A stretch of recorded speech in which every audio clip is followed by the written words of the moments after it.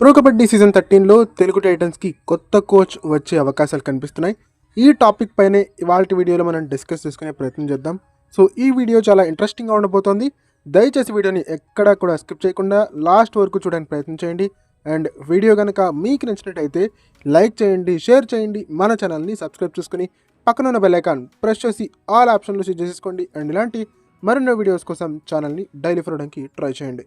ఇక మెయిన్ టాపిక్లోకి వచ్చేస్తే ప్రో కబడ్డీ సీజన్ 13లో తెలుగు టైటన్స్కి కొత్త కోచ్ వచ్చే అవకాశాలు కనిపిస్తున్నాయి. తెలుగు టైటన్స్ హెడ్ కోచ్ అయినటువంటి కిషన్ కుమార్ హుడ్డా గారు ఎక్స్ట్రాడినరీ పర్ఫార్మెన్స్ని గత కొన్ని సీజన్స్గా తెలుగు టైటన్స్కి అందించారు.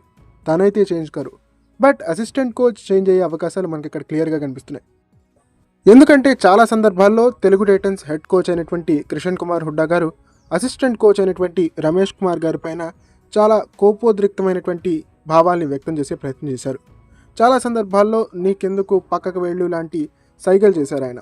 సో ఈ నేపథ్యంలో ఆయన అసిస్టెంట్ కోచ్ పట్ల ఫ్రస్ట్రేటెడ్ అయ్యున్నారు కాబట్టి ఖచ్చితంగా ప్రో కబడ్డీ సీజన్ 13లో కొత్త అసిస్టెంట్ కోచ్ వచ్చే అవకాశాలు కనిపిస్తున్నాయని చెప్పాలి. 90% అయితే ఇది నా అంచనా ప్రకారం కొత్త అసిస్టెంట్ కోచ్ రావడానికి దారితీస్తుందని నేను అభిప్రాయపడడం జరుగుతుంది. ఈ నేపథ్యంలో తెలుగు టైటన్స్కి కొత్త అసిస్టెంట్ కోచ్ ఎవరు వస్తారో ఇప్పుడు మనం డిస్కస్ చేద్దాం. తెలుగు టైటన్స్కి అసిస్టెంట్ కోచ్గా రావడానికి శంషేర్ సింగ్ గారికి చాలా అవకాశాలు ఉన్నాయని చెప్పాలి. శంషేర్ సింగ్ గారు గతంలో దబాంగ్ ఢిల్లీలో కిషన్ కుమార్ హుడ్డా గారు ఉన్నప్పుడు ఆ టీంకి అసిస్టెంట్ కోచ్గా వ్యవహరించారు. Pro kabaddi season 7, pro kabaddi season 8, pro kabaddi season 9, pro kabaddi season 10లలో దబాంగ్ ఢిల్లీకి అసిస్టెంట్ కోచ్గా వ్యవహరించారు శంషేర్ సింగ్. గతంలో కిషన్ కుమార్ హుడ్డా గారితో కలిసి పనిచేసిన అనుభవం ఉంది.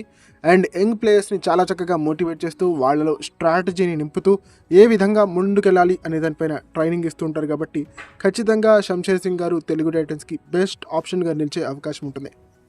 అండ్ శంషేర్ సింగ్ రావాలని నేను పర్సనల్గా కోరుకుంటున్నాను. ఎందుకంటే అసిస్టెంట్ కోచ్ కూడా బలంగా ఉండి మంచి స్ట్రాటజీస్ని ప్లేయర్స్లో నూరిపోస్తే కనుక మనకి మంచి యంగ్ ల్యాడ్ తయారవుతుంది. దానివల్ల టీం యొక్క పర్ఫార్మెన్స్ ఇంప్రూవ్ అయ్యే అవకాశం ఉంటుంది. సో ఓవరాల్గా చూసుకున్నట్టయితే శంషేర్ సింగ్ గారు వచ్చే అవకాశాలు కనిపిస్తున్నాయి. మరి మీరేమంటారు? రమేష్ కుమార్ గారు రావాలా, శంషేర్ సింగ్ గారు రావాలా? అసిస్టెంట్ కోచ్గా ఎవరు వస్తే బెటరో కామెంట్ సెక్షన్లో మనకు తెలియజేసే ప్రయత్నం చేయండి. ఓకే, ఇది ఫ్రెండ్స్ ఈ వీడియో కనుక మీకు నచ్చినట్టయితే లైక్ చేయండి, షేర్ చేయండి, మన ఛానల్ని సబ్స్క్రైబ్ చేసుకుని పక్కనున్న బెల్ ఐకాన్ ప్రెస్ చేసి ఆల్ ఆప్షన్లు తీసుకోండి. అండ్ ఇలాంటి మరిన్ని వీడియోస్ కోసం ఛానల్ని డైలీ ఫాలోవడానికి ట్రై చేయండి.